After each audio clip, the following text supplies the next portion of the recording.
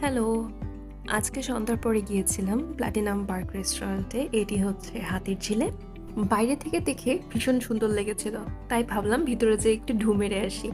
তো বাইরের থেকে যেমন ভিতরেও ঠিক তেমনই। খুবই সুন্দর লাগছিল সাজানোটা। হাতিরঝিলে এরকম একটা পরিবেশ পাওয়া আমার মনে হয় খুবই দুর্লভ। তো আমরা হচ্ছে বাতাস আর হচ্ছে ভালো একটা ভিউ পাওয়ার জন্য উপরের তাদের একটা ফ্লোর আছে সেখানে যেয়ে বসেছিলাম। সো এখানের ইন্টেরিয়রটাও আমার কাছে বেশ ভালো লেগেছে, সবুজ দিয়ে একটা সাজানো গোছানো পরিবেশ।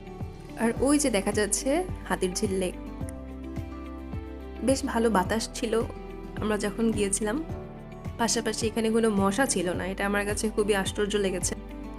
তারপর সেখানে আমরা কিছুক্ষণ সময় কাটিয়েছি, খুব ভালো লাগছিল, কিন্তু এই হর্নের কারণে একটু বাজে লাগছিল।